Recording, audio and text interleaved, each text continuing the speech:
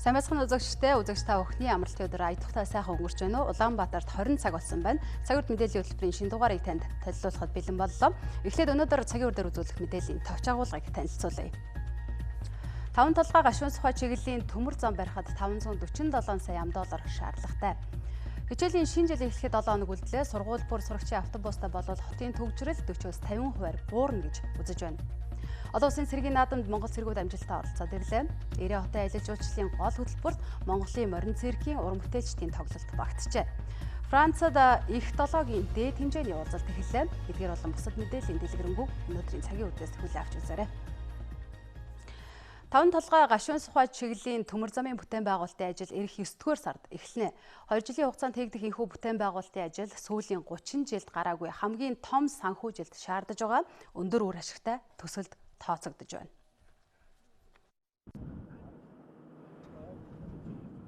Таван толгой гашуун сухай чиглэл төмөр зам барьснаар 1200 гаруй ажлын байр шинээр бий болно. Мөн нүүрс тээврийн тоон тутамдах $32 зардал 4 дахин буурч $8 болох давуу талтай. Түүнчлэн шинээр баригдах төмөр замаар жилдээ 30 сая тонн хүртэлх нүүрс экспортлдог болох юм а. Төмөр замын ажлыг зогсоосон хугацаанд үндсэндээ улсын төсөвтэйгээ тэнцэх хэмжээний шахуу алдагдлыг Монгол улс хүлээгээд л байгаа. Нэг өдөрт манай эдийн засгийн гаргасан судалгаагаар $65 сая алдаж гин гэсэн судалгаа гаргаж. Энэ бол харамсалтай тоо. Тэгэхээр энийг бол Монгол улсын алдагдсан боломж гэж хэлж болно. Гэхдээ бид бол цаг хугацааг хүлээхгүйгээр энийг маш яаралтай эхлүүлэх шаардлагатай байна л гэж хэлж байна. За мөн жилдээ улсын төсөвт 20-28 сая хүртэл $10 татвар төвлөрүүлж 5 толгойн бүлэг ордын олборлолтын хэмжээг 2-3 дахин нэмэгдүүлж нүүрс тээврийн замд гардаг осол аваар болоод бусад хүндрэлүүд бүрэн шийдэгдэх юм байна. Уурхайн аман дээрээс тоон тутамдаа $74 борлуулагдаж байгаа нүүрсний үн 200-аас 300 хүртэл $10 хүрэх боломж бүрдэн гэсэн тооцоогч мэрэгчлэтнүүд гаргажээ. Эдийн засаг бол 3.7 дахин өснө гэсэн ийм тооцоо явж байгаа. Яг тэгэхээр одоо шинэ Эрдэнэс тавталгын хувьцаат компани 2019 оны 1-р улирлын байдлаар 8.4 сая тонн нүрс олборлоод 8.4 сая тонн нүрс экспортлсон байж байна. За хагас жилийн байдлаар бол бид нар 1 их 80 төгрөгийн борлуулалтын орлоготой 677 тэрбум төгрөгийн цэвэр ашигтай ажилласан байгаа. Монгол улсын засгийн газраас төмөр зам барих ажлын ихний 30% санхүүжүүлэлтийг Эрдэнэс 5 толгой компани цэвэр ашиг орлогоор 70%-ийг зээлээр санхүүжүүлэх зорилтыг тавиад байна. Бүтээн байгуулалтын ажил 9-р сард эхэлж 2021 оны 12-р сард дуусна. Ховд аймгийн хар ус нуурын улсын тусгай хамгаалалттай газар мөнх хайрхны байгалийн цогцлборт газрын 15 байгаль хамгаалагчид туулах чадвар сайтай тус бүр нь 9 сая төгрөгийн үн бүхий Yamaha брендийн мотоцикл бэлгэлсэн байна. За ингэснээр байгаль хамгаалагчид аюулгүй унагаар ажил үүргээ гүйцэтгэхэд бэлэн болжээ. Монгол эколог төрийн бас байгууллага 2011 оноос хойш Монгол нуурын байгалийн цогцлборт газрын менежментийг сайжруулах олон улсын стандартыг нэвтрүүлэхээр үйл ажиллагаагаа явуулж эхэлжээ. 2014 онд олон улсын хандивлагчдын тусламжаар байгаль хамгаалагчдыг туулах чадвар сайтай мотоциклтай болох хаяныг эхлүүлж өнгөрсөн онд Аргентин улсын 10 байгаль хамгаалагчийг унаатай болгосон байна. Тэгвэл энэ онд төвсгөлөөс Ховд аймгийн чиглэлд Rally for Rangers олон улсын аянаа зохион байгууллаа. Ер нь бол нэг байгаль хамгаалагч бол доотлон 60, дээдл нь бол 150 мянган газрыг одоо мориор явгнаар ямар нэгэн байдлаар бол хамгаалдаг. Тэгээд ихэнх тохиолдолд бол хятад мотоциклоор хангагдаж ингэж явдаг. Хятад мотоцикл бол одоо тэр тухайн байгаль хамгаалагчийн амь насанд бас эрсдэлтэй тийм ээ. Тэгээ партаа зам дээр тийм сайн одоо явдггүй гэдэг утгаараа бид нар энийг нэлээд одоо судалгаа шинжилгээ явуулсныхаа үндсэн дээр энэ мотоциклаар одоо сонгож авсан юм байна. Америкийн нэгдсэн улс, Австрали, Өмнөд Африкийн 15 иргэн Хөвсгөл аймгаас 1580 км замыг мотоциклоор туулан Ховд аймагт иржээ. Тэдний хамгийн өндөр настай нь 78 настай эрэгтэй, 65 настай эмэгтэй байсан юм. Тэд мотоциклоор замын бартаа саадыг ажирлгүй туулан аслагдсан бүс нутгийн байгалийн хамгаалагчдад унаага хүндэтгэлтэйгээр гардуулаа өгсөн юм а. Урд нь бол бид нар бол мотоциклаар хангагдаж байсан. Гэхдээ бол тэр бол арай хүчин чадал муутай ч юм уу. Тэгээд бас нэг хүссэн газартаа бол хүрч чаддаггүй байсан. Тэгээ ийм мотоциклтай болсон сурал тэр тухайн бартаатай газараа бол хүрч очиж хяналт чалгаалтай хийх тийм бүрэн боломжтой болж чадаад баяртай байна. Байгаль хамгаалагчдад хууль тогтоомжийг хэрэгжүүлэх, хууль бус ан агнууртаа тэмцэх, зөрчил дутагдлыг илрүүлэхэд туулах чадвар сайтай унаа зайлшгүй хэрэгцээтэй. Цаашдаа байгаль хамгаалагчдын унааг шинжлэх, сайжруулах ажлыг шат дараатаагаар хийхээр төлөвлөж байгаа гэдгээ хэлж байлаа. Саран гэрэл байна дөрвөд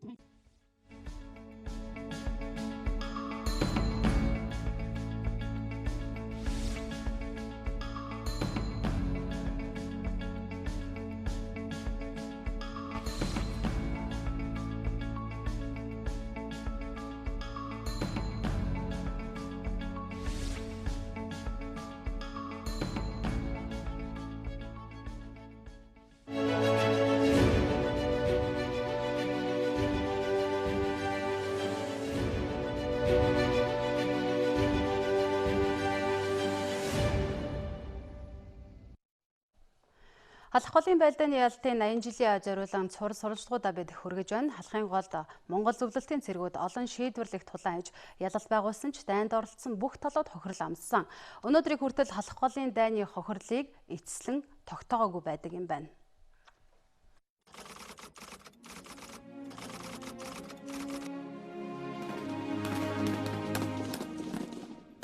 Халах голын дайнд нийт 4 орны цэрэг оролцож 50 гаруй мянган хүний хохирол амссан байдаг. Тоо баримтыг графикт харуулъя.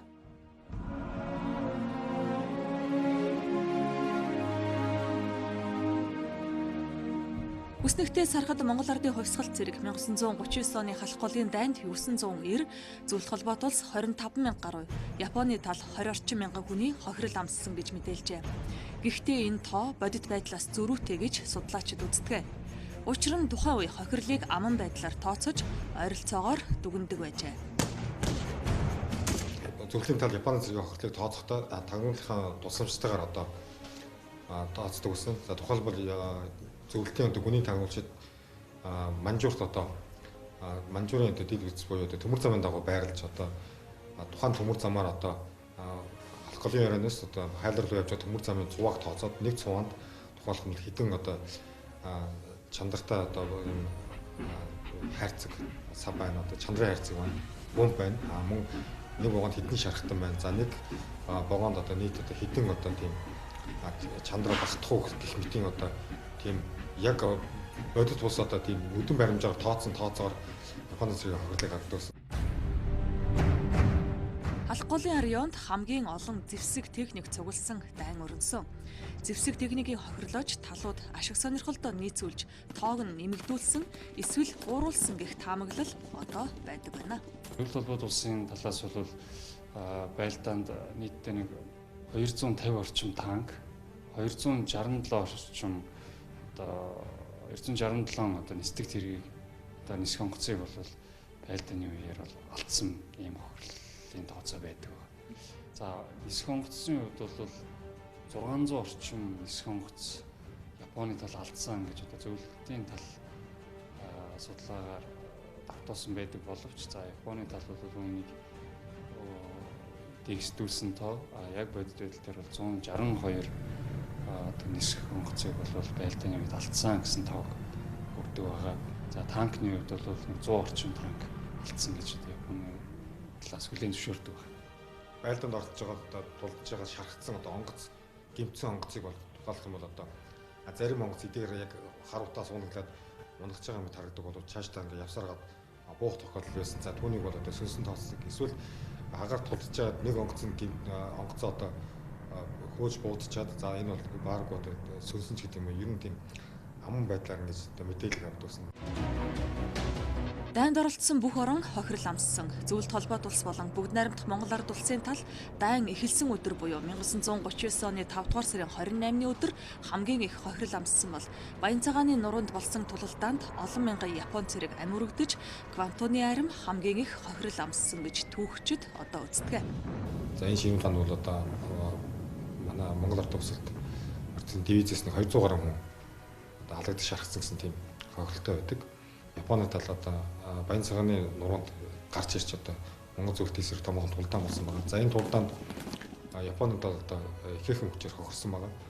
За нийт 3000 гаруй хүн ингэж алдсан гэж одоо өөрсдөө болдог зөвлөлтийн тал доор хажиг нь бас хохирлын хэмжээ 10,000-аас гарна давж гарсан гэж тооцдог. Манай улс 1946 онд Алс дорнодын комист илгээсэн нот бичигт Япон улсаас дайны төлбөрт 1945 оны ханшаар 321.9 сая төгрөгийн буюу 80 орчим сая доллар нэхэмжилж байжээ. 1935-аас 1936 онд Японоос учруулсан хохирлыг хүн хүчний талаар 33 хүн, эд материалын талаар 11 сая 390 мянга. 1939 оны халах голын дайны хохирлыг хүн хүчний хувьд 731, эд материал 60 сая 732 мянга. 1945 оны чөлөөлөх дайны хохирлыг 124 хүн, за эд материалын хувьд 195 сая 178 мянга. Бүгд 888 хүн, эд материал 267 сая 301 мянга 83 төгрөг 82 мөнгө гэж гаргажээ. Гэвч халах голын дайнд оролцсон холбоотон арим хохирлоо нэмж мэдээлсэн гэж зарим судлаачид бас дүгнэдэг. За энэ бас үнний ордох ер нь альва хөрсөн талаас хүмүүсийнхээ тоо гарахтаа бас түүний ирээдүйд хийж бүтээх байсан одоо нийгмийн одоо бүтээмжийнх нь юугаар гэдэг ингэ дүндэг байна. Тийм учраас манайх нэг хэмжлэгтээ бас амир хүчин хүмүүсийн тоог нэмсэн гэсэн асуудал Японы талаас гаргадаг. Дайн байлдааны хохирлыг мөнгөн дүнгээр илэрхийлж гарсан хохирлыг нөхөн төлөөлөх ямар ч боломжгүй. Өөрөөр хэлбэл дайны талбар амир хүчсэн дайчид булаан эзлэгдсэн газар нутаг хүнд цагийг өнгөрүүлсэн ард түмний амьдрал сэтгэл санааны хохирлыг юугаарч үнэлэх боломжгүй.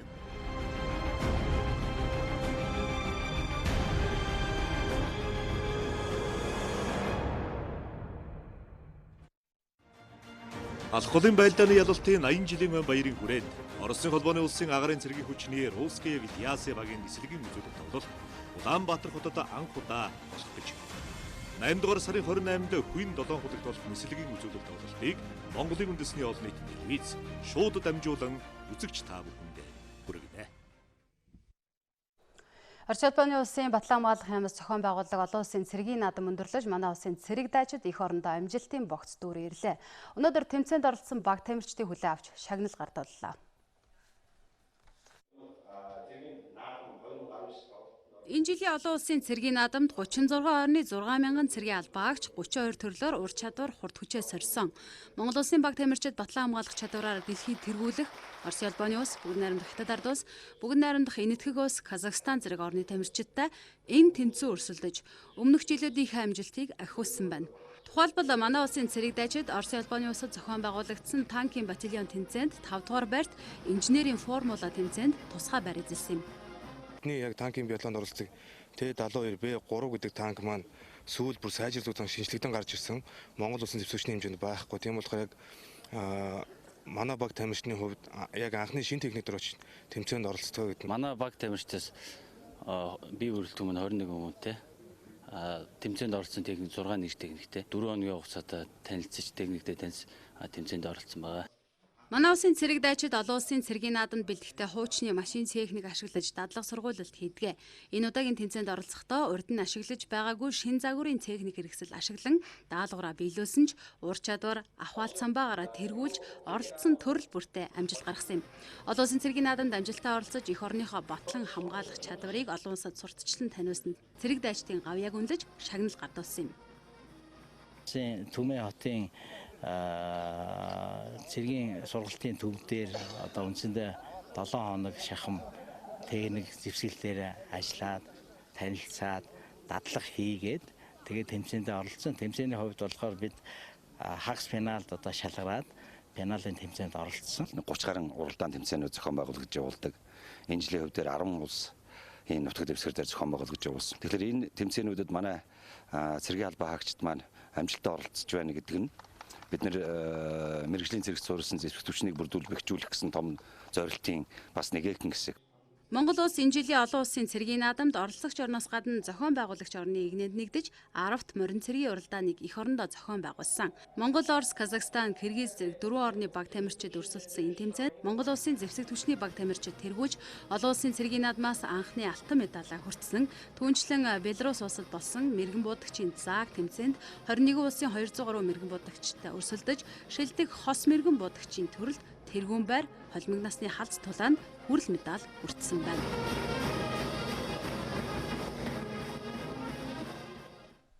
Цагийн мэдээллийн хөтөлбөрийн 7 хоногт хичээлийн шинэ жил бэлэн үү сэдвийн өрөөнд цуврал мэдээ сурвалжлуудаа бэлтгэх хүргэж байна. Өнөөдөр сурагчдын автобусны хүртээмжийн асуудлаар мэдээлэл бэлтгэлээ. Ерөнхий боловсролын сургууль бүрд сурагчийн автобус байхгүйгээс хүүхдийн аюулгүй байдал алдагдаж, замын ачаалал нэмэгдэж байгааг мэрэгчлэтнүүд онцолж байна. Улаанбаатар хотод 530 мянган автомашин бүртгэлтэй байдаг. Үүнийг 350 мянган өдөр тутамдаа автозамын хөдөлгөөнд оролцдог. Үүнээс 150 мянга орчим нь зөвхөн хүүхдээ хичээлд зөөх зорилгоор замын хөдөлгөөнд оролцдог гэсэн судалгаа гарчээ. Хэрвээ сургууль бүрд сурагчийн автобус хүрэлцээтэй байсан бол эцэг эхчүүд заавал хүүхдээ сургуульд нь хүргэх гэж автомашин унаж явах шаардлагагүй болно. Өөрөөр хэлэх юм бол нэг хүүхдийг нэг автомашинаар зөөдөг байдлыг халж сургууль бүр 22 хүүхдийн багтаамжтай автобустай болчих юм бол 150 мянган тээврийн хэрэгсэл 7 мянган автобус л хөдөлгөөнд оролцож замын ачаал багаснаа. Үүнийг дагаад замын төвчрэлж 40-оос 50% буурах боломжтой юм байна. Эцэг их нь өөртөө зөөрснөөр одоо 1-2-оор ингэ зөөрснөөр тухайн одоо сургууль орчмын нутаг дэвсгэр дээр хөдөлгөөний ачааллыг зохиомжлоор бий болгож байдаг. Замын төвчрэлд бууруулах нэг гарц нь энэ. Харин бодит байдал дээр ерөнхий боловсролын 245 сургуулийн 54 нь л сурагчийн автобустай. Гэтэл гэр сургууль хоорондоо заавал зөөлгөх шаардлагатай 1-5 дугаар ангийн 159 мянган сурагч байна. Үүний ердөө 7 мянган л сурагчийн автобусаар хичээлдээ ирж очдог. Харин үлдсэн сурагчдын 50% нь явганаар 38 орчим хувь нь нийтийн тээврээр хичээлдээ явж байна. Заримдаа тэгэл өөрийн унаагаар боломжгүй үед бол тэгэл нийтийн тээвэр гэл яг тухайн үеийнхэн цагт одоо байж нүгэж тэрүүгээс шалтгаалж шүү. Жил тэр нь хүүхдүүдийн зам тээврийн ослоор их бас осолд орох магадлал их байдаг.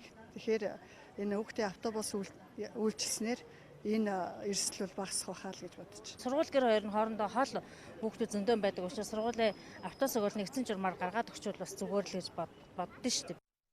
Өнөөдрийн байдлаар сурагчдын автобустай болох зайлшгүй шаардлагатай 20 сургууль байна. Тухайлх юм бол хамгийн сайн сургалттай гэж хошуурдаг 1 болон 23 дугаар сургууль. Мөн хотын төвд хүүхдээ сурна гэж эцэг эхчүүдийн тэмүүлдэг 24, 73, 84 зэрэг их тойрон орчмын сургуулиуд багтаж байна. Дээрх 20 сургууль руу өдөр тутамдаа 60-аас 70 мянган тээврийн хэрэгсэл зорчин, үүнийг дагаад замын ачаалалч нэмэгддэг байна. Тиймээс эдгээр сургуулиудыг сурагчдын автобустай болгохоор ажлын хэсэг гарсан ч санхүүгийн асуудлаас шалтгаалаад энэ ажил сааджээ. Төрийн сургуулиудад хүүхдийн автобусыг явуулна гэх юм бол ямар нэг байдлаар төрөөс тодорхой хэмжээний татаал зүгдэг ч юм уу тийм ээ. Тийм дэмжлэг, төрийн дэмжлэг бол зайлшгүй шаардлагатай байгаа нь харагдаж байна. Нийслэлийн төсөвт жил бүр 450 сая төгрөгийг суулгаж 3 автобусыг шинээр авдаг юм байна. Энэ төсөвт жолоочийн цалин, шатхууны мөнгө давхар суугддаггүй учраас эцэг эхчүүдээс өдөртөө 5-аас 7 мянга, сардаа дунджаар 100-аас 150 мянган төгрөг татах шаардлагатай болдго юм байна.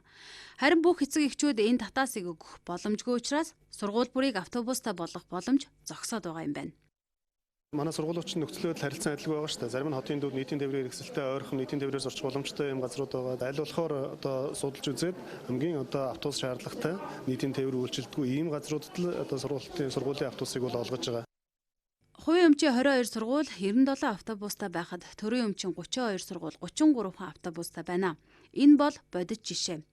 Өглөө эрт өдөш орой гудамжны шар гэрэлд бүдчин явган явах бяцхан сурагчдын аюулгүй байдал төрийн дэмжлэг байхгүйгээс энэ мэт байдлаар зөрчигдсөөр байна. Хүүхэд бүрийг хичээлд нь хүргээд аваад байх эцэг эхчүүд цон захын хорооллын сурагчид 3 гарынхаа үзүүрийг хөлдөөн барин сурах гэж тэмүүлсээр. Гэтэл төрөөс жилд 3хан автобус гаргачаад эдийн засаг хүнд хэмээн ацгалсаар.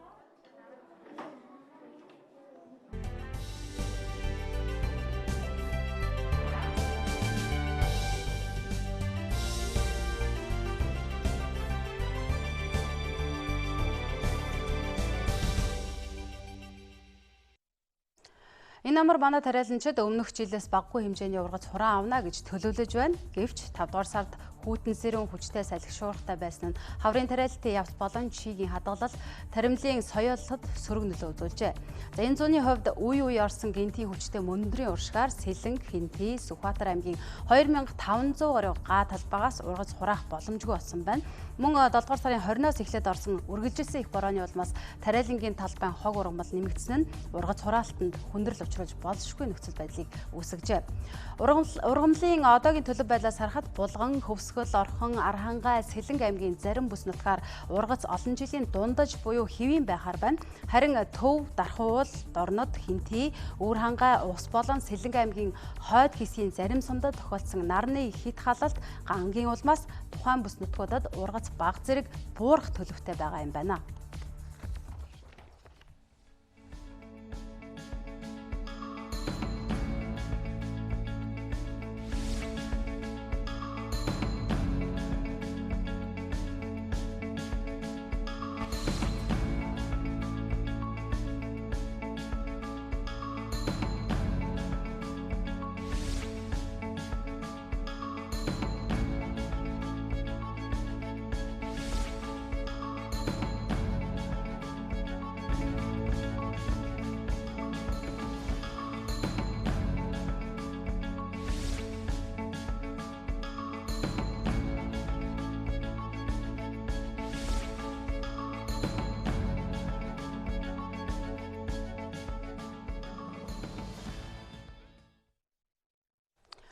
Улсын хэмжээнд тариалалтын нөхцөл байдал ийм байгаа бол зарим ногоочид их хөдөлмөрийн өөршимээ хүртэж эхлээд байна. Алс баруун хязгаар Ховд аймгийн ногоочид шинэхэн ургацаа хураа авч иргэдэд нийлүүлж эхэлжээ. Улсын тэргүүний тариаланч гавьяат механикжуулагч төлөөгнийх 12 төрлийн хүнсний ногоо тариалсан байна. Гавья төлөөгний эцэгийнх нь 1950-ад онд Ховд аймгийн буян цумын урд ногоо тарьж газар тариалантай амьдралаа холбосон гэдгээ. Хүүхэд ахуй цагаа морин хошуутай ганц анцаар газар хаагалж Улаанбуудаа арваа тариалан түүнийгээ гараар тэрэмдэн гурил хийж малаар арилждаг байжээ.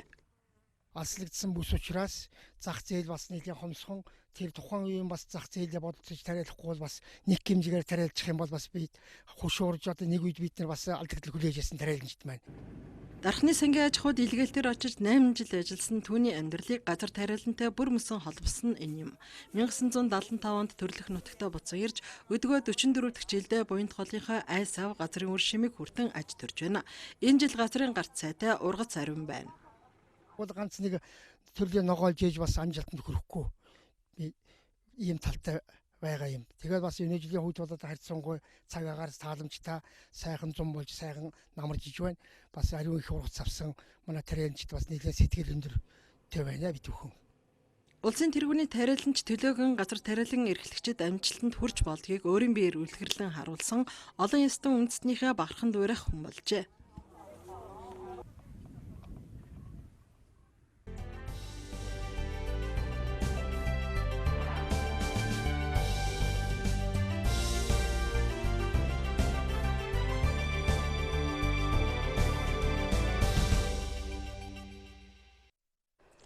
Арван удаагийн ABU Robocon 2019 Mongolia тэмцээнийг Монгол улсад анх удаа зохион байгуулах гэж байна. Энэ удаагийн тэмцээнд бүгд найрамд Хятад ард улс, Япон, Казахстан, Малайз, Монгол, Египт зэрэг дэлхийн 16 орны 17 багийн оюутан залуус ур ухаанаа шингээж өөрсдийн гараараа бүтээсэн роботуудаараа өрсөлдөх юм а. За маргааш эхлэх олон улсын энэхүү тэмцээнийг Монголын үндэсний олон нийтийн радио телевиз зохион байгуулж байна. Энэ талаарх мэдээллийг одоо үзүүлье. Өнөөдөр бол 16 орны 290 орчим тамирчид за хөгжийн дэмжигчтэйгээ нийлээд 400 орчим гадаадын зочид, төлөөлөгчид, оюутнууд бас жуулчид ирсэн байна. За мөн манай Монгол улсад инженерийн салбарын оюутнуудыг бэлддэг ихтэй сургуулиудын 15-6 сургуулиас бас оюутнууд хөгжийн дэмжигчид бол ирж байна. Тэгэхээр маргааш буюу 2019 оны 8 дугаар сарын 25-ны 12-оос 18 цаг хүртэл эд энэ 16 орны бэлдэж ирсэн роботууд дөрвөн хөл дээр явж Монгол улсын Чингис хааны үеэс өртөөлж ирсэн энэ өртөө шуудан зам морин өртөө мөн алтан гэрээгийг бие биендээ ингэж дамжуулсан хоёр компьютер зэрэг хөдөлж энэ өөрсдийнхөө хүч ахвалт замбаг сорих гэж байна. Гэхдээ мэдээж хэрэг бол энд бол компьютеруудад хамгийн гол тавигдах шалгуур бол 3 минутын дотор бүх хэв юм үйл ажиллагаа явагдаад дуусна. Тэгэхээр цаг хугацаагаар хэмжигдэж байгаа учраас манай бас роботууд бол их маш ихээр юм өрсөлдөж байна. Монгол улсаас бол бид нар эзэн орн учраас 2 багаа шинжлэх ухааны техникийн их сургуулийн 2 багийг бол үндэсний ялагчаасаа тодруулж оруулсан. Тэгэхээр мэдээж хэрэг монголчуудаа маргааш буян тухай спорт ордонд 12 цагт ирж Монголынхоо 2 инженерийн сургуулийн оюутны роботын багийг бол дэмжээсэй гэж бол чин сэтгэлээсээ хүсэж байна. Тэгээ энэ бол өөрөө агуулгаараа бол бид нар дэлхийн одоо 16 оронд өөрийнхөө Монгол улсын одоо өөрийн өв соёл түүх одоо энэ аялал жуулчлалыг танилцуулахаас гадна мөн олон нийтийн радио телевиз байна. Яг өөртөө адилхан үйл ажиллагаа явуулдаг 16 орны олон нийтийн радио телевизэд бас энэ одоо нэвтрүүлгийг нэг өдөр өгч одоо маргааш энэ шууд тэмцээн бол NHK-гээр шууд амжуулагдаж мөн үндэсний олон нийтийн радио телевизийн 1 2 3 4-р сугаар бол бас шууд амжуулагдана гэсэн үг. Тэгэхээр энэ энэ удаагийн ABU Robocon тэмцээнийг Монгол улсад зохион байгуулж байгаа Монголын үндэсний олон нийтийн радио телевизэд талархаж байна. Монголын багийг гялалзсан амжилт үзүүлнэ гэдэгт итгэлтэй байна. Robocon-ыг зохион байгуулж байгаа үндсэн байгууллага буюу ABU нь 76 орны 273 телевизийг нэгтгэдэг ийм байгууллага юм а. Эдгээр байгууллагаар дамжуулан соёл иргэншлийг солилцох талбар болдгоороо энэ тэмцээн ач холбогдолтой. Анх ABU Robocon тэмцээнийг зөвхөн Японы оюутан залуус зориулан зохион байгуулж байсан бол өнөөдөр дэлхийн залуучуудыг хамруулсан томоохон хэмжээний тэмцээн болон өргөжсөн юм. 18 жилийн өмнөөс эхлэн олон улсын тэмцээн болгон зохион байгуулад байна. За мэдээгээ цааш нь үргэлжлүүлье. Монгол-Японы эмчнэр хоол боловсруулах замын хорт тавдрын эмчилгээ мэт заслын арга зүйг хэлэлцэж туршлага солилцлоо. Япон улсын эмч мэргэжилтнүүдээс ийхүү туршлага солилцсноор манай улсын хоол боловсруулах замын хорт тавдрын мэт заслыг дэлхийн жижигт нийцүүлэн хийж эмчлэх боломж манай эмчнэрт бүрдэж байна.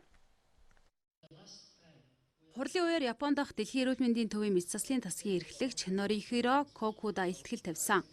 Тэрээр илтгэлдээ элэгний БЦ вирусын халдвар авсан хүн элэгний хорт тавдар тусах эрсдэл өндөр байдгийг онцолж байсан юм.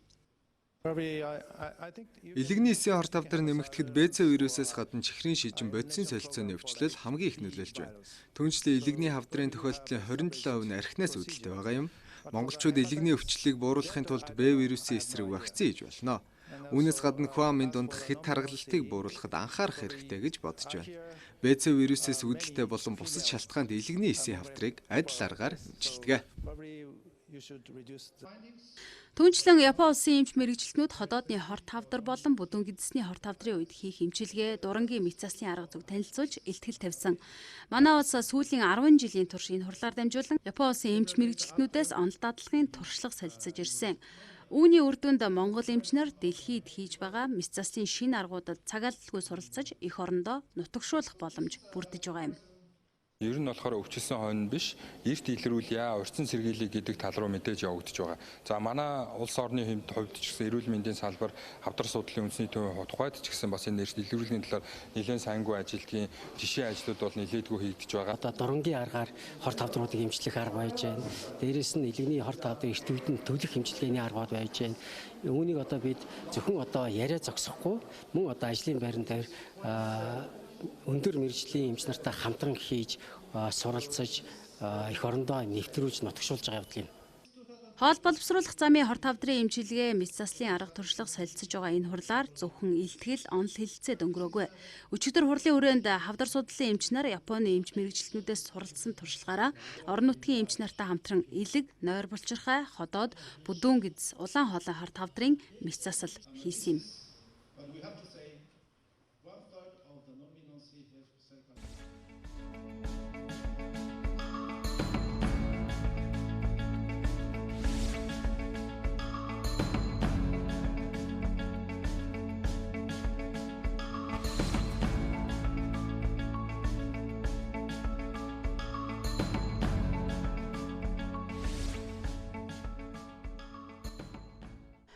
Цагийн нархан дүүргийн Монгол Ардын намын хороо мөн тус дүүргийн нийгмийн ардчил Монголын залуучуудын холбоо хамтраад мянган залуусын чуулга уулзалтыг олон улсын найрамдал цусан зохион байгууллаа. Жил бүр зохион байгуулдаг залуусын цугларалтыг энэ удаад Монгол улсад орчин цагийн залуучуудын байгууллага үүсч хөгжсөний 98 жилийн ог тохиолдуулан зохион байгуулж байгаа гэдгээрээ онцлог байна.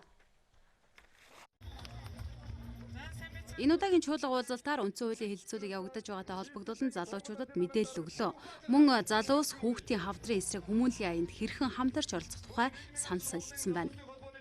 Залуу хүн болго өөрийн гэсэн зорилготой, үзэл бодолтой, өөрийнхөө дуу хоолойг нийгэмд хүргэдэг байх нь өнөөдрийн бас цугларалтын нэгэн хэсэг гэж ойлгож байна. 330 мянган хүн хамт дүүрийн хувьд залуучуудынхаа идэвхийг сайжруулах, хоорондын үерхэж нөхөрдөх боломж бололцоогоор хангах, мөн цаашлаа дахиад улс төрийн бөгөөд одоо хамтрын одоо бизнесийн салбартаа хамтраад ажиллах энэхүү боломж бололцоогоор нь хангахаар энэхүү ажлыг төлөвлөд ажиллаж байна. Эрүүл биед саруул ухаан оршин гэсэн зорилт тавьж энэ удаагийн чуулга уулзалтыг зохион байгуулж байна. Энэ хүрээнд уулзалтанд оролцож байгаа залуусыг элэгний БЦ вирусын шинжилгээнд хамруулж газар дээр нь оншийг нь тодорхойлж өгчээ.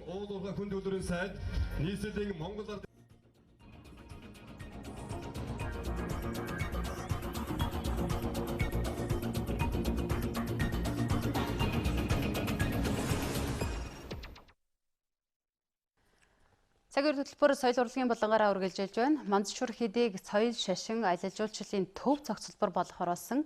Яг үүн шиг Монголын түүх соёлын дурсгалт газруудыг цогцлбор болгох нь аялал жуулчлалыг хөгжүүлэх нэг том алхам болно гэж мэрэгчлэнүүд үзэж байгаа юм а. За өнөөдөр бид болонд энэ мэдээллийг хүргэхээр сэтгүүлч Зүхбаатар студид ажиллаж байна. Орой минь. Орой минь хүргэе.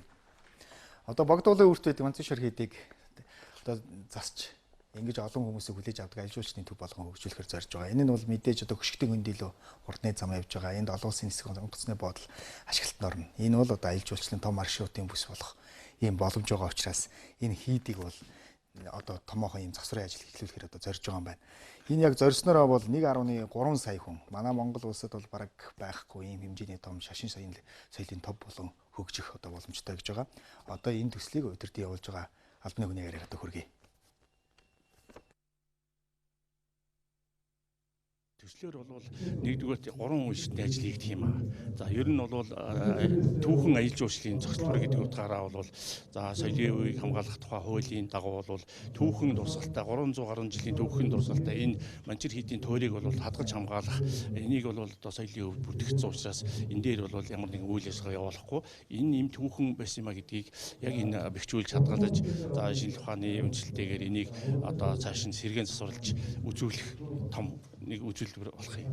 За энийг дагсан бусад одоо үйл ажиллагаанууд явах томоохон олон улсын хэмжээний үйл ажиллагаанууд явах томоохон төвүүд шинээр төлөвлөгдөж байгаа. Тэр нь бол Төв аймгийн газар нутагтаа төлөвлөгдөж байгаа. Дархан цааст уулын хязгаарт хамгаалтын бүсд бол байхгүй.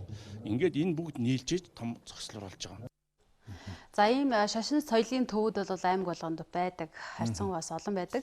Тэгэхээр ингээ хөгжүүлэхлээр иргэдэд жишээлбэл яг түүх соёлоо мэдэх суралцахад бас илүү даваа талтай болох байх. Тийм мэдээж. Одоо манай иргэд бол бас аялах дуртай болсон биш үү? Дотоодоо явдаг болсон. Тэгээ аяллаа нэг зорилго бол мэдээж танин мэдэх үүрэгтэй. Тэр аяллалыг танин мэдэхийг үнэхээр түүх соёлыг сайн түгээж ээж тэрийг одоо олон нийтэд мэдүүлэх ийм хэмжээний том төв болно гэдэг бол мэдээж аялал жуулчлалын маршрутыг дотоодын болон гадаадын жуулчдыг татах бол томоохон одоо ийм маршрут болох нь хөгжиж одоо хөгжих нь бол ойлгомжтой. Дээр нь тэр одоо том төвүүдийн тайлбар хэр байна, танин мэдэхүй одоо мэдээлэл хэр зэрэг өгч байна. Тэр хэрээр одоо аялагчид бол тэнд хүнд итгэлтэй ханддаг. Тэр хэмжээгээр бас соёл бий болж идэг. Өөрөөр хэлбэл манай дотоодын одоо аялагчдад бас нэг соёлыг ийм бий болох ийм шинэ одоо маршрут бий болох юм аа гэдгийг одоо хэлж ийсэн. Одоо албаны хүний яриаг хүргэе. Хийдүүдийг сэргээн засварлах, жуулчдад зориулсан бүтээгдэхүүлчлэгийг нэмэх ажлуудыг болон хэлсэн байгаа. Тэгэхээр энэ онд бол байгаль орчин аялал жуулчлалын яамнаас Эрдэнэзүү хийдийн гадна бол задгаа театр байгуулах ажлыг эхэлж байна. Тэгэхээр Эрдэнэзүү хийдийг зорж очиж байгаа жуулчин маань зүгээр нэг ороод хийдийг тойроод гарах биш. Тухайн бүс нутагтаа 1-2 хоногийг өнгөрүүлээд урлагийн тоглолт, соёлын тоглолтуудыг тэр түүхэн шашны одоо тэ байгууламжтай хамт үзээд тухайн орон нутагтаа одоо тодорхой хэмжээний орлогыг илүү оруулах боломжийг бүрдүүлэхээр ингээд ажиллаж байгаа. За дээрэс нь хамрын эдийн одоо засварын ажлыг хийж байна. Хамрын эд бол яг дотоодын жуулчдын маань гол ингэж зорчдог бүс байгаа. Эргээд бас хэл орчмын аялал жуулчлалыг хөгжүүлэхэд одоо бүгд найрамд хятад ард улсаас ирэх жуулчид те яг энэ Монгол угсаадны скол жуулчдыг татах энэ гол цэг болохоор энийг бас сайжруулах улам бүр бүтээгдэхүүн үйлчилгээг нэмэх ажлууд бас энэ жил ингээд хийгдээд явж байгаа. Сая манай албаны хүн хэлж байна. Өөрөөр хэлбэл суманд очиод нэг аймагт очиод зүгээр хараад ингээд явдаг биш. Нэг хүндэтгэл нэг нар зүг тойроод өнгөрдөг биш. Хамгийн гол нь тэнд үзээд хараад бас жоохон сааддаг ийм үйлчлэгийг нэвтрүүлэх хэрэгтэй байна гэдэг зүйлийг ярьж байна л да. Мандчуур хийд бол яг ийм одоо зохицлбор байдлаар хийгдэн цаашдаа одоо хамрын хийд Эрдэнэ 100 гэх мэт томоохон хийдүүд ийм том зохицлбор болоо явах юм байна. Энэ аяндаа ингээд цаашаа хөгжих юм бол аялал жуулчлалын томоохон маршрут болоод хөгжөөд аялал жуулчлалын манай улсад шинэ гэж болох юм үйлчлэгнүүд бий болно. Энийг дагсан одоо ажлын байр, орон нутгад орлого бол одоо ингээд нэмэгдээд явах юм хандлага байгаа. Одоо тэгээд алтны хүний яриаг хүргье. Ерөнхийдөө яг жуулчдын урсгал бол ерөнхий дэлхийд бол нэг 3 чиг хандлага руу явдаг те байгаль, төгс, соёлын болон ерөнхийдөө бус нь бол зугаа цэнгэлийн бизнес гэсэн бол илүү жижиг хэмжээний юугээр одоо эзэлхүүнийг эзэлдэг. Тэгэхээр дэлхийд дахин аялж байгаа жуулчдын бол нэг 40 орчим хувь нь яг энэ соёл одоо түүхэн аялал жуулчлалыг сонирхож одоо явдаг ийм үзүүлэлттэй байгаа. Тэгэхээр одоо энэ дэлхийн одоо чиг хандлагыг дагаад бид нэр ерөнхийдөө өөрсдийнхөө Монголын одоогийн байгаа онцлог өөрсдийнхөө давуу талыг үзүүлэх зорилгоор энэ хэд хэдэн аялал жуулчлалын зохицолборуудыг байгуулах ажлыг бол засгийн газраас бодлогоор эхлүүлж байгаа. За тэгэхээр та бүхний мэдж байгаа зүүн бүсэд бол түүхэн аялал жуулчлалын зохицолборууд байгуулах ажлыг бол эхлүүлсэн. Тэгэхээр энэ мэтчлэн одоо ажлууд хийгдээд явж байгаа. Манай улсад нэг 520 гаруй мянган жуулчин ирдэг гэж ярьж байгаа. Энэ жуулчдын одоо баг сая бас хэлж байна. 40 гаруй одоо хувь нь бол одоо яг энэ түүхэн аялал тэгээ танин мэдхүйн чиглэлд одоо ирдэг. За тэр дундаа тэрний 10 орчим хувь нь яг Монголын түүхийг сонирхож ирдэг. Өөрөөр хэлбэл Монголын одоо ямар түүхтэй улс орн гэдгийг бол одоо таньж мэдхийн тулд эх оронд нь ирж үзхийн тулд жуулчд ирдэг юм байна. Үүнд мэдээж ашин төвийн одоо энэ том зохицлбор төвөд бол маш чухал ач холбогдолтой байгаа. Баярлалаа. За баярлалаа. За тэгэхээр ирж байгаа жуулчдын тодорхой хувь нь бол яг Монголын түүх болоод соёл энэ яг мэдээллийг авахыг зорж ирдэг гэсэн судалгаа байгаа учраас үүндээ тулгуурлаад аймаг бүрт бид бас энэ байгаа суурин дээрээ хөгжүүлэх юм бодлого баримталж байгаа гэдэг талаар мэдээллийг соёл урлагийн болонгаараа хүргэлээ. Дараагийн мэдээлэл.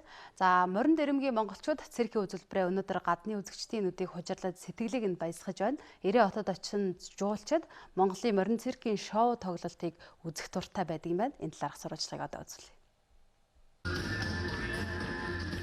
Монголын жүжигчид 90 хотод морин циркийн тоглолт үзүүлж байна. Эзэн Чингисийн дуйл нартай энхүү тоглолтоо 90 хотод 2016 оноос эхлэн төлөвлөх болжээ.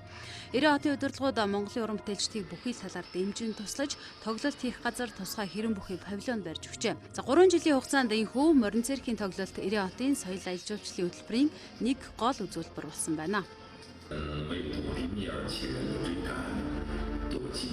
Манай ер нь цирк урлагч ер нь их залуу насны ер нь их багаас яадаг. 10 жилийн хүүхдүүд ч байгаа. Хэдэн сүүн бол Монголдо биеийн бэлтгэл гэж хийчээд энд ирж морины бэлтгэлээ хийдэг баг.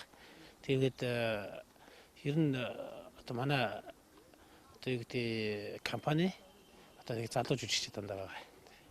Эзэн Чингисийн дуйл гэдэг энэ уран бүтээл бас ер нь Монголын үзэгчид тэр болгон үзээгүй одоо ийм шоуг одоо та бүхэн 90 хотод үзүүлж байна л да. Өөрийнхөө нутагт тавих ер нь боломж ер нь хэр байдаг юм болоо. Боломж бол ер нь манайхан ч монголчууд болохоор ер нь иймэрхүү тавих боломжтой. Гэвч харин нөгөө аппарат хэрэгсэл тэр жоохон тутмаг. Манад бол морин байдаг, бүх юмнууд нь байдаг, уран бүтээлчд нь байдаг. Гол нь манад юу байдг вэ гэхээр талбай. Цирк танх 2017 онд орсон. Цирк дээрээд цэргээсээ шууд морин цирк рүү орсон. Одоо 3 дахь жилдээ явж байна. Ер нь бол гоё байгаамаа. Захирлаг дойд цэгдэг. Одоо энэ үн дээр ирээд би бол их юм сурсан. Тэгээд төсөр төвчээр хатуужл гээд хөл ямиг сурсан. Энэ циркэд орж ирснээр болохоор өөрийнхөө мэдээж маш олон талаараа бол нээж чадсан. Тэгээд морьтой ажиллах, морь гэж яг ямар амтан байдаг талаар маш олон зүйлийг бол сурч авсан. Одоо сурхийнхаа хажуугаар бас энэ юу циркийн урлагийг бас үзүүлж байгаа гэж байна шүү дээ. Яг ямар мэрэгчлэр аль сургууль сурдаг? Би болохоор одоо дөнгөж 10 жил байхгүй юу. Тэгээд зүгээр 10 жилээр сургуулийнхаа амралтаар л ингэж ирж юунд оролцдог. Солонгосын Чэжүү арал дээр Монгол морьтны циркийг үзэх гэж олон мянган жуулчин зорио ирдгийн нэгэн адил 90 хотын морьтны тоглолтыг үзэх жуулчид эрс нэмэгдсэн байна. Циркийн урлагтай 30-аад жил амьдралаа холбосон сугрын туяа цэцэг өвөр Монголын өөртөө засах оронд морин шоуны найруулагч Wild Horse компани захирлаар ажиллаж байна.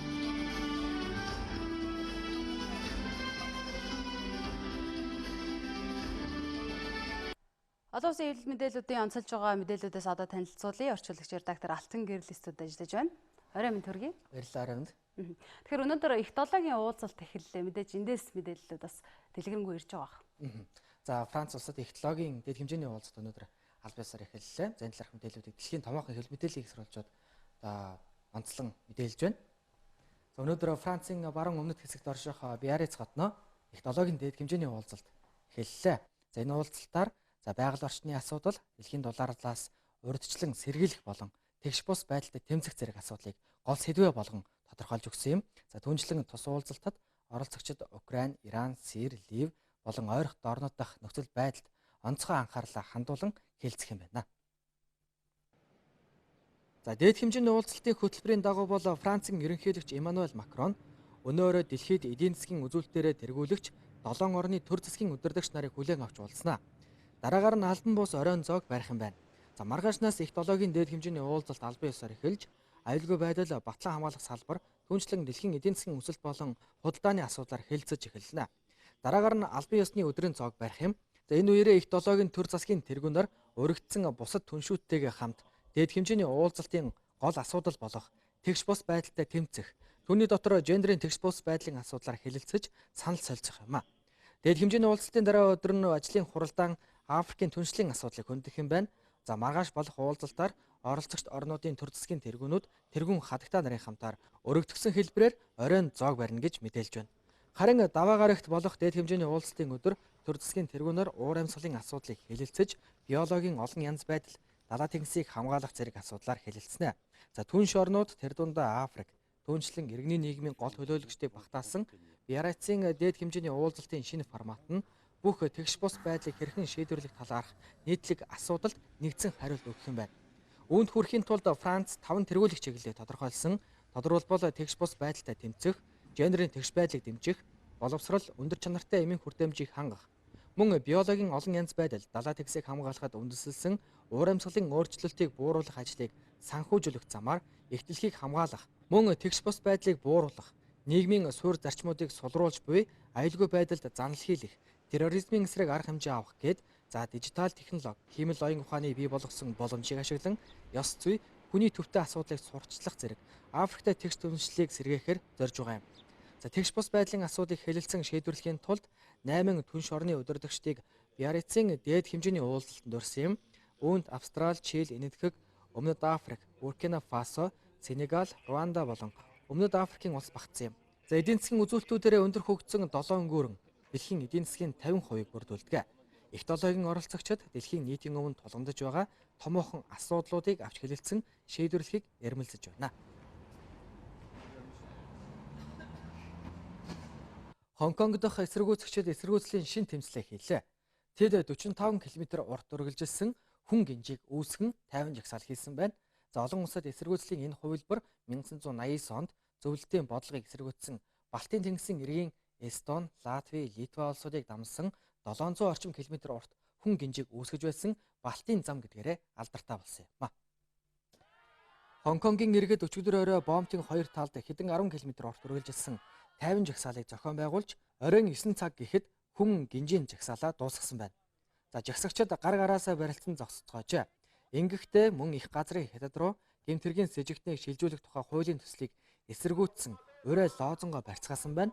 За тэд явган хүний зам, автозам, томоохон цэцэрлэгт хүрээлэнгийн дагуу жагссан төдийгүй урт үргэлжилсэн хүн гинж хамгийн алдартай оргил болох Lion Rock оргилд хүртэл гарсан байна. За жагсагчдын олонх нь энэхүү эсэргүүцлийн жагсаалаа онцлон ойлгуулахын тулд гар утасныхаа чийдэнг асаацгаажээ. За сүүлийн 3 сарын орчмын хугацаанд Хонконгт эсэргүүцлийн жагсаал үргэлжилж байгаа юм. Тэмцэгчдийн жагсаал цуглаанаас болж хотын автозам, нийтийн тээврийн үйлчлэгээ доголдоход хүрсэн төдийгүй төмөр зам олон улсын нисэх буудал ажлаа зогсооход хүртэл нөлөөсөн юм а. За энэхүү эсэргүүцлийн тэмцэл дэлхийн санхүүгийн томоохон төвөөр нэрлэгддэг. Хонконгийн эдийн засагт сөргөөр нөлөөлж дотоодын хямралыг үүсгэж байна хэмээн эрх баригчид мэдгдсэн. За харин Бээжингийн талаас томоохон хэмжээний эмх замбраагүй байдал үүсэх тохиолдолд шийдэмгий алхам хэрэгжүүлэхэд бэлэн байгаа гэдгээ нэг бус удаа хариу мэдэгдээд байгаа юм а. Он гарсаар эхний 7 сарын байдлаар Амазоны ширэнгэн ойн бүсийн бараг 2 сая шахам гаруй га талбай ойн төмөрт өртөөд байна. Үүнтэй холбогдуулан Бразилийн ерөнхийлөгч Jair Bolsonaro Амазоны ширэнгэд гарсан ойн хээрийн төмөрийг унтраах ажиллагаанд цэргийн алба хаагчдыг дайчлах шийдвэр гаргаад байна. Ойн төмөрийг унтраах ажиллагаанд цэргийн алба хаагчдыг дайчлах ерөнхийлөгчийн тогтоол 1 сарын хугацаанд хүчтэй байх юм байна. За одоогоор төмөрийн бүс нутагт нөхцөл байдал маш хүнд байгаа юм. Амазоны ширэнгэд гарсан ойн хээрийн төмөр өнгөрсөн оныхтой харьцуулахад 85%-аар өссөн байна. Их хэмжээний газар нутгийн хамарсан ойн төмрийг унтраахад Бразил улсад хангалттай хэмжээний техник хэрэгсэл хүн хүчин дутагдж байна хэмээн тус улсын төрийн тэргүүн Jair Bolsonaro онцолсон юм. За Амазон мөрний сав газрын дагуух ой моддыг манай гарагийн уушиг хэмээн үздэг юм. Мөн Амазоны ширэнг дэлхийн нийт хүчил төрөгчийн 20%-ийг үйлдвэрлэн гаргадаг хэмээн эрдэмтэд онцолдог. Ойн төмрийн улмаас хойд мужийн нутаг дэвсгэр их хэмжээний хохирол амсаад байна. За албан ёсны их сурвалжуудын мэдээлснээр 2013 оноос хойших хамгийн томоохон хэмжээний ойн төмөр энэ жил болж байгааг онцолж байна. Тодорхойлбол он гар сар эхний 8 сарын байдлаар Бразилийн нутаг дэвсгэрт 75,000 гаруй ойн төмөр бүртгэгджээ. Харин өнгөрсөн онд 40,000 гаруй төмөр бүртгэгдэж байсан байна. Амазоны ширэнгэд гарсан төмөр уур амьсгал хэд халалтаас шалтгаалсан гэж мэдээлж байна. Мөн үүнээс гадна аянга, уух гэх мэт байгалийн үзэгдэлч нөлөөлсөн гэсэн юм а. Түүнчлэн газар тариалан бэлчээрийн талбайд ажиллагсад болон мод бэлтгэгчдийн санаатай болон санамсаргүй үйлдэлээс үүссэн байх боломжтой гэжээ. За ойхерийн төмрийн утаанаас болж угаарын хийх хэмжээ нэмэгдсэн гэж мэдээлсэн байна. Бүгд найрамд хардчилсан Солонгос ард улс Япон тэнгист дахин пуужингийн туршилт хийсэн байна. Энэ талаар Японы өөрийгөө хамгаалах хүчний сайд Такеши Ивая мэдээлсэн юм. Энэ удаагийн ээлжид туршилтаараа Омарт Солонгос ойрын зайн тусгалтай 2 баллистик пуужиг хөөргсөн хэмээн мэдэгдсэн юм. Япон тэнгисийн зүгт харавсан тус пуужин Японы эдийн засгийн онцгой бүсэд нэвтрээгүй. Мөн аюул занал хийлэл учруулах байгаагүй гэдгийг онцолсон байна.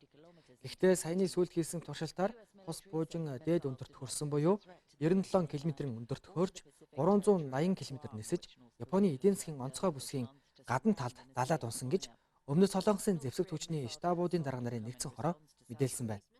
Пуужинг Өмнөд Солонгосын зүүн эрэгт орших хамгийн намдаа мужаас Япон тэнгисийн зүгт орон нутгийн цагаар өглөө өглөөний 6 цаг 45 минутаас 7 цаг 2 минутын хооронд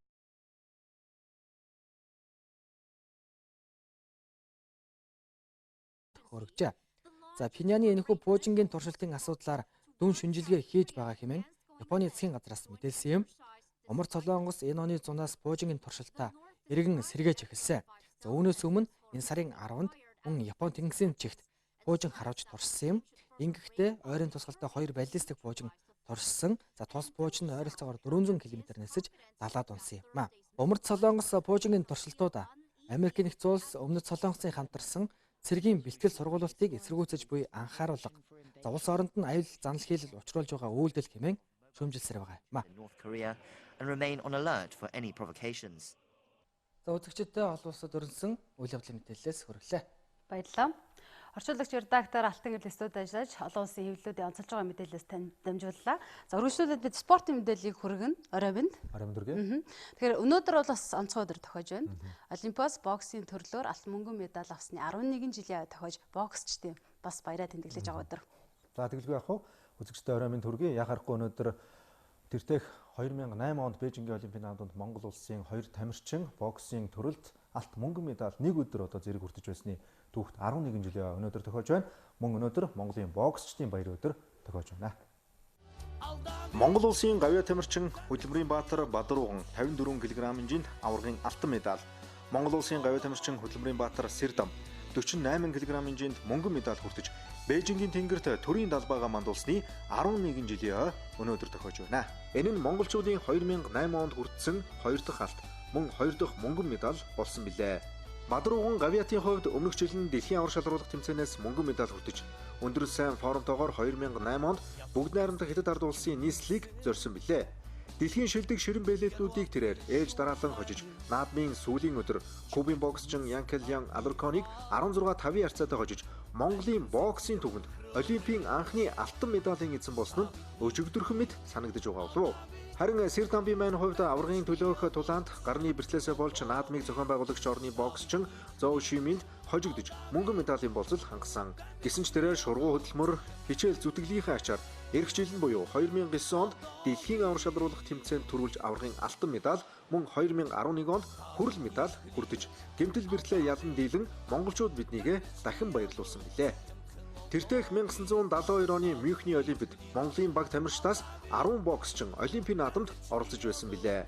Тийм ээ, өнөөдөр Монголын боксчдын мөн монголчууд бидний баярын өдөр билээ. Та бүхэнд Бээжин 2008 зуны Олимпийн наадмын боксийн төрөлд алт мөнгөн медаль хүртсэн 11 жилийн ойн баярын халуун мэндийг өргөн дэвшүүлье. Жудо бүхийн 2019 оны насан туршидын дэлхийн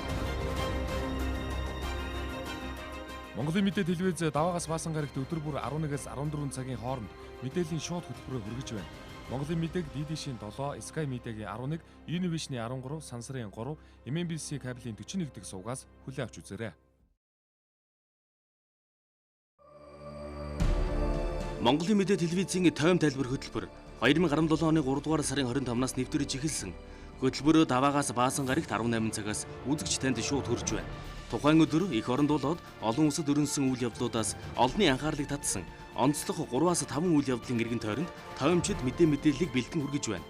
Үйл явдал хэрхэн өрнөв? Үүнтэй холбоотойгоор өмнө нь юу болж өнгөрсөн? Ирээдүйд хэрхэн өрнөх хандлагатай байна вэ гэдгийг тоймчид олон талаас нь анализ хийж үзэгчдэд дүгнэлт хийх боломжийг олгосон бүтэн 1 цагийн хөтөлбөрийг өдөр бүр алгасахгүй хүргэсээр байна. Монголын үндэсний олон нийтийн телевиз 50 жилийн түүхтэй Монгол улсын болон олон улсын хагас 100 жилийн түүхийн дуу дүрсний үнэт тарихыг бидэнд байна. Энэ бол тойм тайлбар хөтөлбөрийн гол агуулгын нэг хэсэг юм. Монголын мэдээ телевизийн тойм тайлбар хөтөлбөрийг тойм жалдан гэрэл, цэнд, сэтгүүлч үр цайх, олон улсын тоймч цогтоо, төвшин жаргал, редактор Ариун Чимэг нар үзэгч танд хүргэж байна.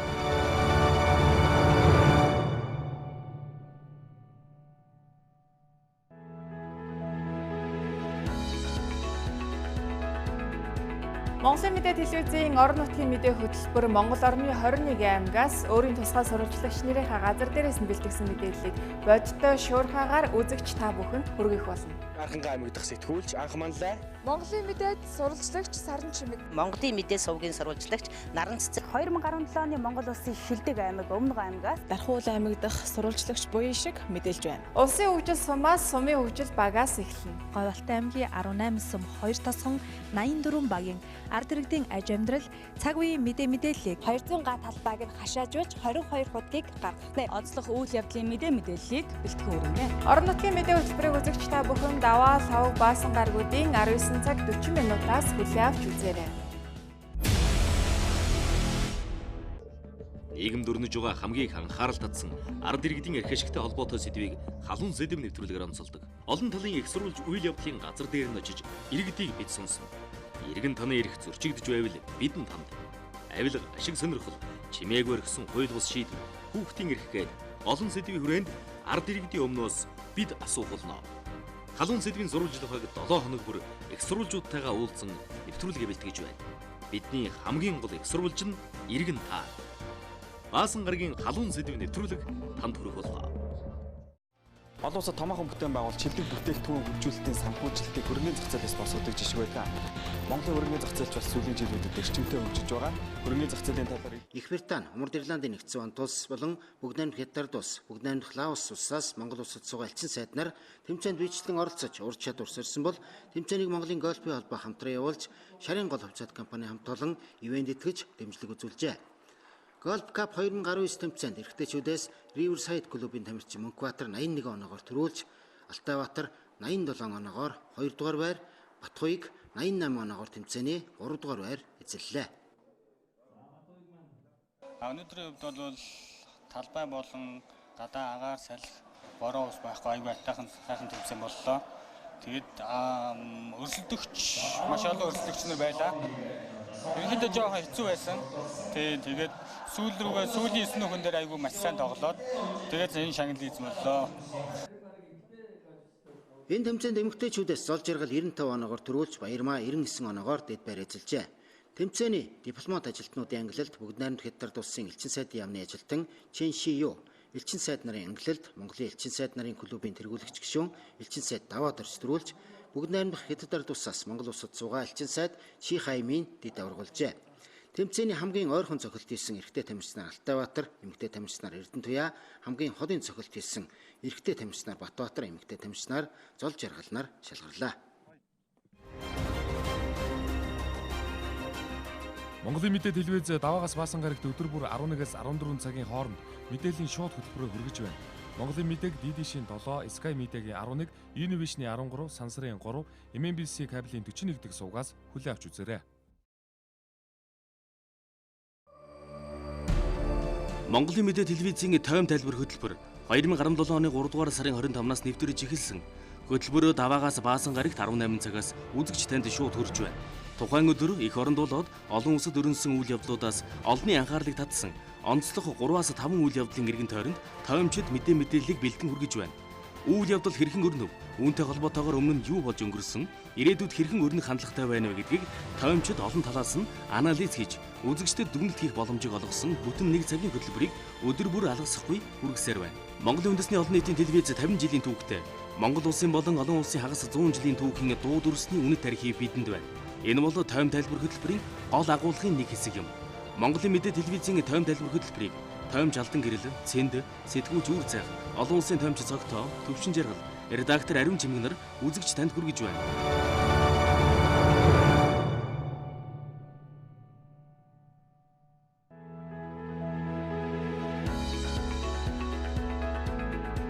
Монголын мэдээ телевизийн орон нутгийн мэдээ хөтөлбөр Монгол орны 21 аймагаас өөрийн тусгай сурвалжлагч нарынхаа газар дээрээс нь бэлтгэсэн мэдээллийг бодиттой шуурхаагаар үзэгч та бүхэнд хүргэх болно. Анхангаа аймаг дахь сэтгүүлч анх манлай. Монголын мэдээд сурвалжлагч Саран Чимэг. Монголын мэдээ сувгийн сурвалжлагч Наран Цэцэг. 2017 оны Монгол улсын шилдэг аймаг Өмнөг аймагаас Дархуул аймаг дахь сурвалжлагч буян шиг мэдээлж байна. Улсын хөгжил сумаас сумын хөгжил багаас эхэлнэ. Говьалтай аймгийн 18 сум 2 тосгон 84 багийн ард иргэдийн аж амьдрал Цагийн мэдээллийг 200 га талбайг нь хашаажуулж 22 хуудгийг гаргахтай. Онцлог үйл явдлын мэдээллийг бэлтгэн хүргэнэ. Орон нутгийн мэдээ хөтөлбөрийг үзэгч та бүхэн даваа лав баасан гаргуудын 19 цаг 40 минутаас хүлээн авч үзээрэй.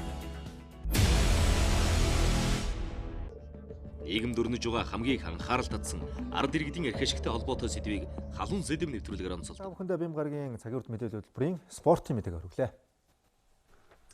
За баярлалаа. Үргэлжлүүлээд хөтөлбөрийнхөө төгсгөл ус цаг уурчин шинжилгээний газраас ирүүлсэн цаг агарын төлөв мэдээллийг танилцуулъя. Үлгийн шөндөө 6 өдөртөө 21 хин дулаан байна. Улаангомд шөндөө 8 өдөртөө 23 хин дулаан байна. Ховдод шөндөө 8 өдөртөө 23 хин дулаан байна.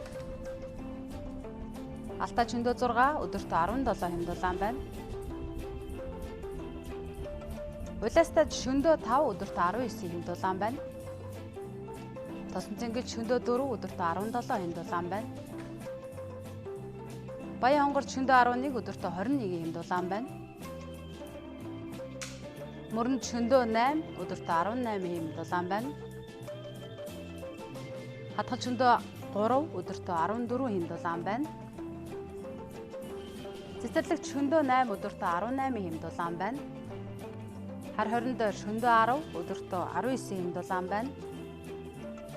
10 хэрт шөндөө 11 өдөртөө 19 хин дулаан байна. Булган шөндөө 8 өдөртөө 18 хин дулаан байна. Дарханд шөндөө 13 өдөртөө 21 хин дулаан байна. Эрдэнэтэд шөндөө 10 өдөртөө 17 хин дулаан байна. Чойрт шөндөө 14 өдөртөө 21 хин дулаан байна. Сүхбаатарт шөндөө 13 өдөртөө 21 хин дулаан байна. Зүүн хараад шөндөө 13 өдөртөө 20 хин дулаан байна. Зуумадад шөндөө 11 өдөртөө 17 хин дулаан байна. Багнуурт шөндөө 9 өдөртөө 19 хин дулаан байна. Чингист шөндөө 13 өдөртөө 23 хин дулаан байна. Барууртад шөндөө 14 өдөртөө 26 хин дулаан байна.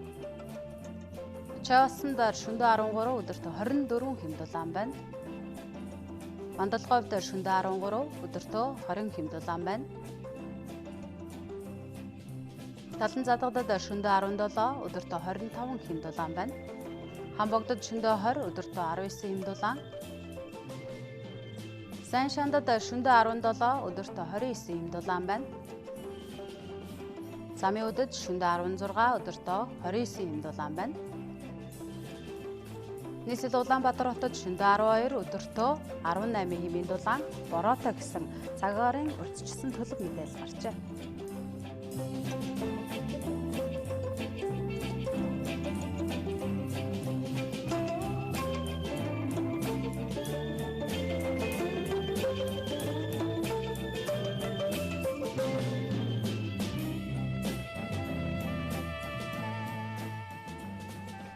Цагийн мэдээллийн хөтөлбөр дэлхийд дахинд болоод дотоод өрнөсөн мэдээллийг бэлтгэж хүргэлээ. За дэлгэрэнгүй сурвалжлагуудаар та бүхэнд бүтэн мэдээлэл хүрсэн гэдэг итгэлтэй байна. Анхаарал хандуулж бидэнтэй хамт байсан танд баярлалаа. Та амралтын өдрүүдэд ая тухтай сайхан өнгөрүүлээрэй.